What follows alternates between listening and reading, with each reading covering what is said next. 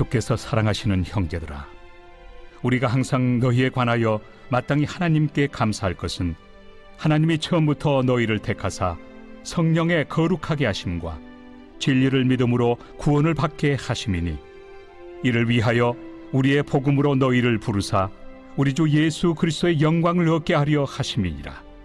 그러므로 형제들아, 굳건하게 서서 말로나 우리의 편지로 가르침을 받은 전통을 지키라. 우리 주 예수 그리스도와 우리를 사랑하시고 영원한 위로와 좋은 소망을 은혜로 주신 하나님 우리 아버지께서 너희 마음을 위로하시고 모든 선한 일과 말에 굳건하게 하시기를 원하노라. 제3장. 끝으로 형제들아, 너희는 우리를 위하여 기도하기를 주의 말씀이 너희 가운데서와 같이 퍼져나가 영광스럽게 되고, 또한 우리를 부당하고 악한 사람들에게서 건지시옵소서 하라. 믿음은 모든 사람의 것이 아니니라. 주는 미쁘사 너희를 굳건하게 하시고 악한 자에게서 지키시리라. 너희에 대하여는 우리가 명한 것을 너희가 행하고 또 행할 줄을 우리가 주 안에서 확신하노니, 주께서 너희 마음을 인도하여 하나님의 사랑과 그리스도의 인내에 들어가게 하시기를 원하노라.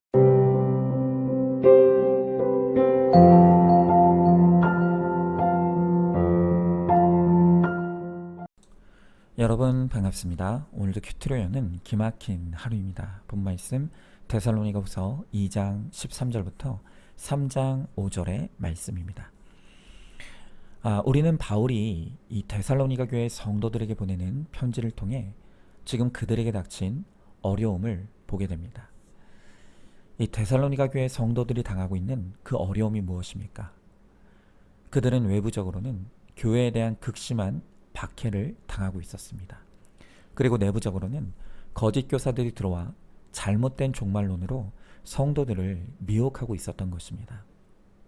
그러나 바울은 비록 구원의 과정에서 우리 성도에게 여러 어려움이 있지만 결국 우리를 승리케 하는 가장 강력한 무기가 있다고 가르쳐 줍니다.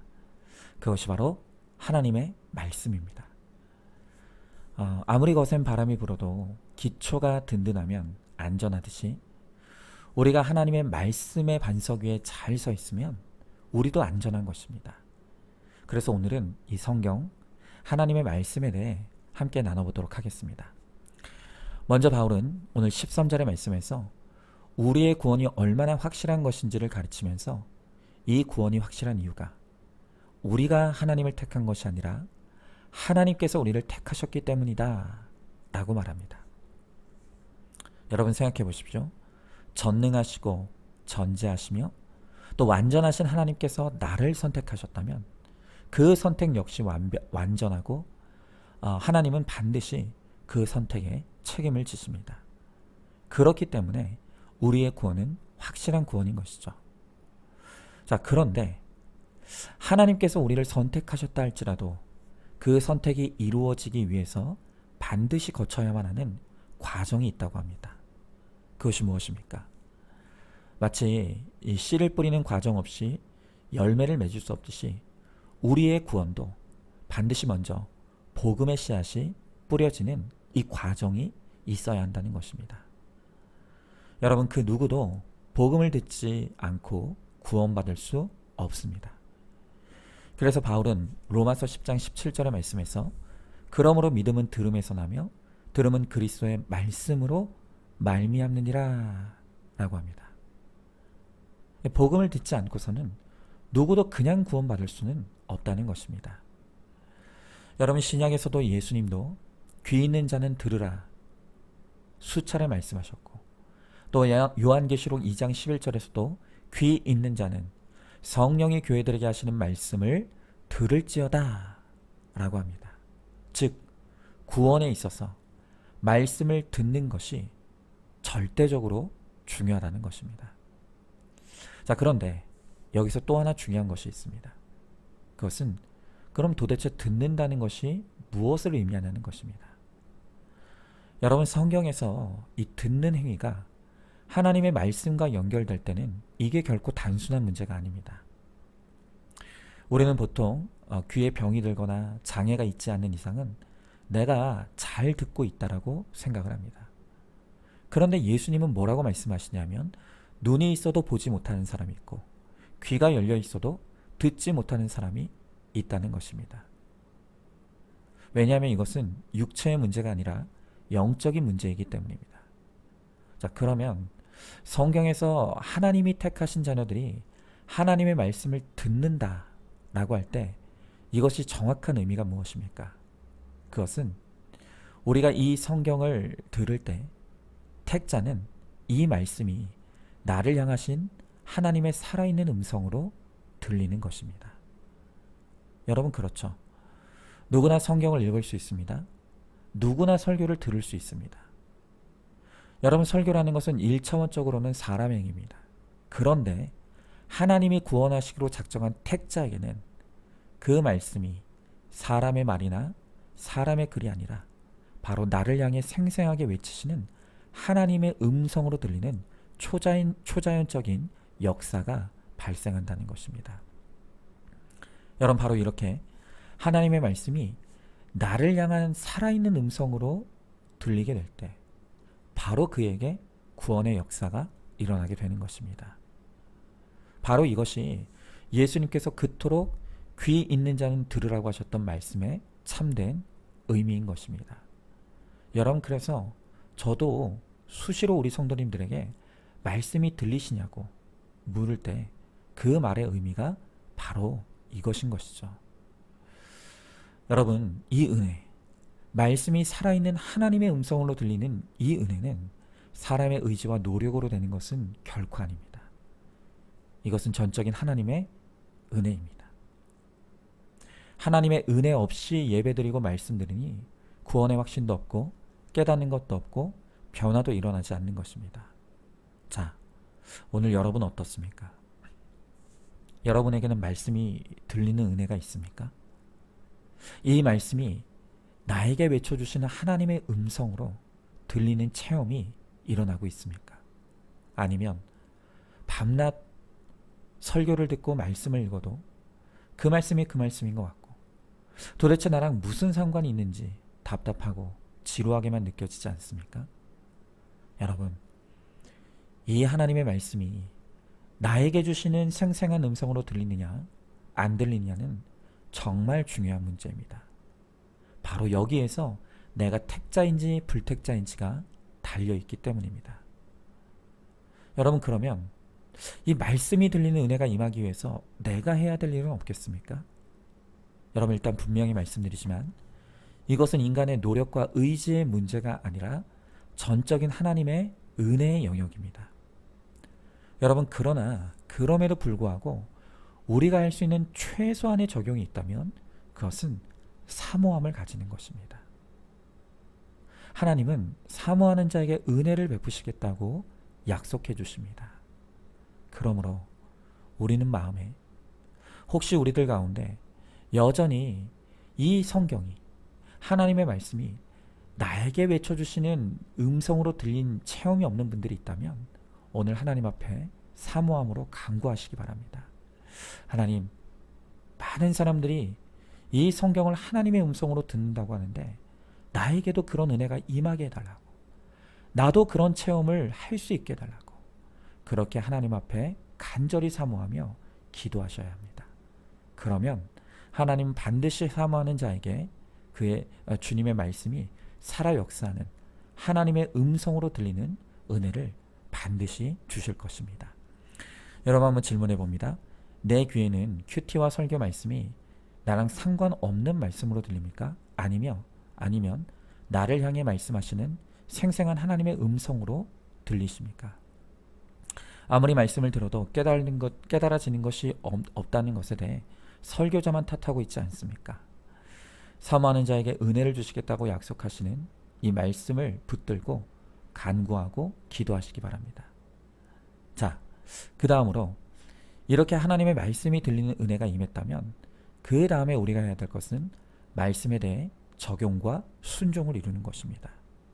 자, 오늘 15절의 말씀에 보니까 그러므로 형제들아 굳건하게 서서 말로나 우리의 편지로 가르침받은 전통을 지키라 라고 합니다. 여러분, 우리가 보통 은혜 받았다 라고 할 때는 그 의미가 감정적인 반응에만 치우쳐 있을 때가 많습니다. 그러니까 말씀을 듣고 마음에 감동받고 눈물을 흘렸으면 그게 은혜 받은 것으로 생각한다는 것입니다. 여러분, 그러나 하나님께서 우리에게 말씀으로 깨달은 은혜를 주실 때는 그 은혜의 최종 목적이 바로 우리의 감정이 아니라 우리의 삶의 변화인 것입니다. 우리를 거룩한 자로 변화시키는 것에 이 은혜의 목적이 있는 것입니다. 그러므로 말씀으로 우리가 내 죄를 깨달음으로 회개의 눈물을 흘리고 또 사죄함의 기쁨을 얻었다면 그 다음엔 반드시 우리의 손과 발이 가는 구체적인 적용과 순종이 이루어져야 한다는 것입니다. 여러분, 저는 개인적으로 현재 제 아내와 큰 만족과 기쁨을 누리며 그렇게 관계를 맺고 살아가고 있습니다. 그렇지만 사실 저희 부부도 결코 처음부터 그랬던 것이 아닙니다. 제가 여러 번 고백한 적이 있었지만 과거의 제 아내의 마음에는 저에게 복수하려고 하는 마음이 있었습니다. 그리고 그 복수란 어떤 복수였냐면 제가 나중에 나이 들어 힘이 없어졌을 때 어느 날 갑자기 조론을 선언하는 것으로 저에게 복수하려는 구체적인 계획까지 세워놓았다고 제 아내가 고백했습니다. 여러분, 그만큼 저희 부부 사이에도 아주 심각한 문제가 있었고 감정의 깊은 골이 생기고 있었습니다. 그런데 놀라운 것은 저는 제 아내가 마음으로 그런 복수심을 품고 살고 있다는 것을 전혀 알지 못했습니다. 심지어 나 같은 남편이 있으면 낳아보라고 해 하는 자신감마저 있었습니다. 그러나 구속사의 말씀이 임하고 그 말씀으로 제 죄를 보게 되면서 비로소 서서히 제가 아내에게 저지르고 있는 잘못된 모습들이 보이고 인정되기 시작했습니다. 그런데 그 가운데 제가 깨달은 가장 큰 잘못은 바로 공감과 채울은 없고 오직 정답만 외치는, 그래서 제 아내를 숨막히게 하고 있다는 것이 깨달아졌습니다. 여러분, 특별히 제가 공감 능력과 채우라는 마음이 없었기에 반복적으로 저질렀던 큰 잘못은 제 아내의 말에 경청하지 못하는 것이었습니다. 물론 몸은 앉아서 듣는 척 했습니다. 하지만 저는 머릿속으로는 딴 생각을 하고 있었고 다른 마음을 품고 있었습니다. 하지만 저는 그러면서도 제 아내를 잘 속이고 있다고 착각했던 것입니다. 그런데 사실 제 아내는 그걸 다 알고 있었던 것입니다. 제가 겉모습만 아내에게 경청하는 것처럼 보일 뿐 제 머리와 가슴으로는 전혀 그렇지 못하고 있다는 것을 제 아내는 이미 다 알고 있었고, 그랬기 때문에 아내는 저에게 무시당하고 있다는 비참한 감정을 느끼고 있었던 것입니다. 여러분, 제가 그것을 깨닫게 된 이후로 물론 지금도 100%는 아니지만 저의 회개의 적용으로 아내의 말에 집중하고 최대한 공감하려고 애쓰는 적용을 시작했습니다. 이것이 제가 말씀으로 제 죄를 깨닫고 난 이후로 지금까지 계속 해오고 있는 적용입니다. 어쩌면 누군가는 그게 뭐가 그렇게 대단한 적용이냐 할지 모르겠지만 이 적용이 저희 부부관계에 얼마나 많은 변화를 일으켰는지 모릅니다. 그리고 그 열매로 제 아내는 조론의 계획을 거두어 주었습니다. 물론 제 아내가 속으로는 어떤 마음을 품고 있는지는 주님만 아시겠죠. 그래서 저는 더 두렵고 떨리는 마음으로 긴장하며 열심히 이 경청하는 적용을 하려고 애쓰고 있습니다. 여러분, 적용이 없는 그 어떤 대단한 묵상과 깨달음도 결국은 빛 좋은 개살구에 불과합니다. 그러나 우리가 말씀에 대한 적용과 순종을 이룰 때 하나님은 우리의 최소한의 몸부림만으로도 그것을 큰 은혜로 열매 맺어 가실 것입니다. 그러므로 오늘도 말씀을 듣고 그 깨달은 말씀으로 손과 발이 가는 구체적인 적용을 이룸으로 말미암아 오늘 주님께서 주시는 아름다운 구원과 거룩의 역사를 누리는 우리 모두가 될 수 있기를 간절히 소망합니다. 자, 한번 질문해 봅니다. 나의 믿음은 듣고 깨달음으로 감격하고 감사하는 그 감정의 변화에만 머물러 있지는 않습니까? 저와 같이 나는 잘하고 있다고 착각하면서 사실은 다른 사람을 힘들게 하고 있지는 않습니까? 말씀을 들음으로 손과 발이 가는 구체적인 적용으로 나아가시기 바랍니다. 자, 이제 마지막으로 이렇게 말씀을 들음으로 거룩한 삶의 변화가 이루어지고 있다면 이제 그 은혜를 세상에 전해야 합니다.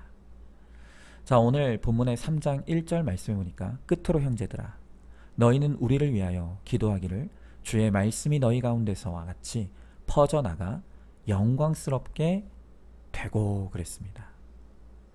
여러분, 오늘 바울은 이 말씀이 나에게 들렸다면, 그래서 그 말씀으로 우리가 거룩한 변화를 이루었다면 이제 그 말씀이 나를 통해 퍼져나가야 한다 라고 말하고 있습니다.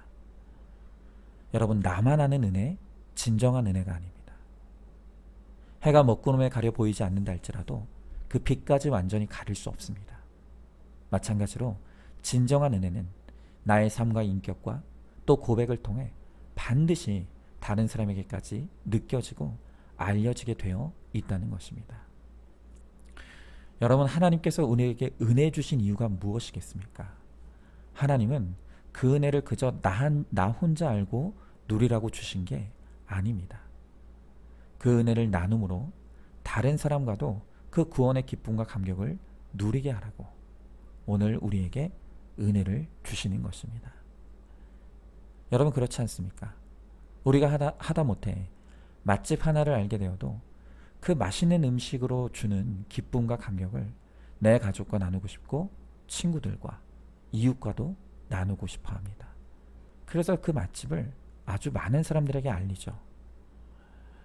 여러분, 그런데 하물며 우리가 은혜의 맛을 보았는데 그 은혜의 맛을 내가 사랑하는 사람들에게 나누지 않는다면 과연 그것이 진정한 은혜라고 말할 수 있겠냐는 것입니다. 제가 수요 기도회 때도 나눴던 이야기입니다. 그런데 혹시 못 들으신 분들을 위해서 한 번 더 나누려고 합니다. 때는요, 일제시대입니다. 어떤 한 무명의 목사님이 아무 연고도 없는 전라남도의 어느 시골 마을로 내려갔습니다. 그리고 그곳에 교회를 개척하고 그 마을 사람들을 열심히 전도하기 시작했습니다. 그런데 그때 그 목사님의 전도로 한 아주머니 한 분이 전도되어 왔습니다. 그분은 어렵게 목회하는 그 목사님의 편에 서서 아주 열심히 신앙생활을 했습니다. 그리고 그 아주머니가 신앙생활을 시작하게 되면서 그분의 딸을 전도해서 교회에 데리고 왔습니다. 그 딸도 열심히 신앙생활을 했습니다. 그러다가 그 딸이 장성하여 시집을 가고 8남매를 낳고 길렀는데 그 중에 아들 하나가 아주 큰 은혜를 체험하고 목회자가 되었습니다. 그리고 그 목회자 아들도 결혼하게 되었고 아들을 셋을 낳았는데 이제는 그 아들 셋이 다 커서 모두가 목회자가 되었습니다. 그리고 그들은 각자의 목회지에서 열심히 복음을 전하며 구원의 열매를 맺게 되었습니다. 여러분, 제가 지금 방금 말씀드린 이 이야기는 바로 저희 집안의 이야기입니다. 저는 지금도 그 전라남도 시골 마을에 복음을 전하기 위해 오셨던 그 목사님이 누군지 전혀 모릅니다. 그러나 그분이 뿌린 그 복음의 씨앗이 퍼지고 퍼져서 저희 집안이 구원받을 뿐 아니라 저희 삼형제가 모두 목회자가 되어서 각자의 목회지에서 더 많은 사람들에게 구속사의 복음을 뿌리고 있습니다. 여러분, 이것을 반대로 생각해 보면 그 무명의 한 분의 목회자의 복음의 수고가 없었다면 저의 구원도 없었을 것이고 제가 목회자가 되는 일은 더더욱 일어나지 못했을 것입니다. 그러니 저에게 그 이름도 얼굴도 알지 못하는 무명의 목사님은 은인 중에 은인입니다. 저는 그 목사님의 복음의 수고에 빚진 인생입니다. 그러니 제가 목회자가 되어 이 복음을 전하는 것이 무슨 저의 자랑일 수 있겠습니까? 그것은 다만 빚진 자로서 마땅히 해야 될 의무일 뿐입니다. 여러분도 마찬가지입니다. 그 누구도 어느 날 하늘에서 믿음이 뚝 떨어진 사람은 없습니다. 분명히 누군가가 들려준 복음이 있었고 그 복음이 내 안에 심겨졌기에 내가 구원받은 자가 된 것입니다. 여러분, 그렇다면 우리는 모두 다 복음에 빚진 인생입니다. 그러므로 이 복음의 빛을 우리가 또 다른 사람에게 전하는 것만이 이 빛을 갚는 길인 것입니다. 우리가 내가 복음의 빚진 자임을 알고 그 빛을 갚는 적용으로 이 복음을 전할 때 주님이 우리를 통해 30배, 60배, 100배의 결실을 맺게 해주실 것입니다. 자, 한번 질문해 봅니다. 내가 복음의 빚진 자라는 것을 알고 있습니까? 나에게 복음의 씨앗을 심겨준 그 사람이 누구입니까? 내 가족과 부모, 형제, 그리고 이웃에게 부지런히 복음의 씨를 뿌리는 것이 복음의 빛을 갚는 길임을 알고 있습니까? 자, 오늘도 8월 26일 보석 상자입니다. 불신결혼은 절대 안 된다는 확실한 원칙을 가져야 합니다. 행위가 올바르기 때문에 믿는 사람을 택하라는 말이 아닙니다. 행위가 부족하고 콩가루 같아도 하나님을 믿는 사람이 어려울 때 동역자가 됩니다. 아멘. 우리 함께 기도하겠습니다. 하나님, 오늘 이 데살로니가 교회에는 교회 안팎으로 많은 어려움이 있었습니다. 외부의 세력이 핍박하는 극심한 박해가 있었고 내부적으로는 이 교회의 성도들을 미혹해 하려는 악한 거짓 교사들의 활동이 있었습니다. 그러나 오늘 바울은 염려하지 않았습니다. 수많은 어려움이 있지만 결국엔 하나님께서 반드시 택자들을 구원해 주시리라 믿었습니다. 왜냐하면 오늘 우리에게 주신 하나님의 말씀이 있기 때문입니다.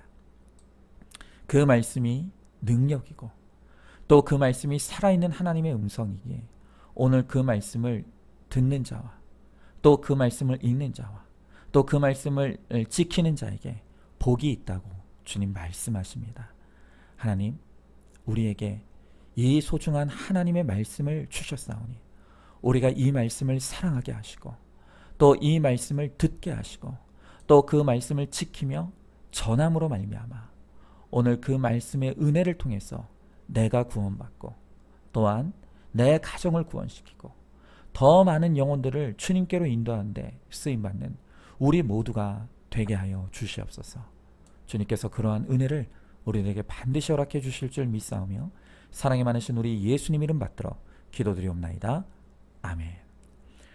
오늘도 큐티로 기막힌 하루를 살아내는 하늘가족 공동체 우리 모든 성도님 되시기를 주님의 이름으로 축복합니다.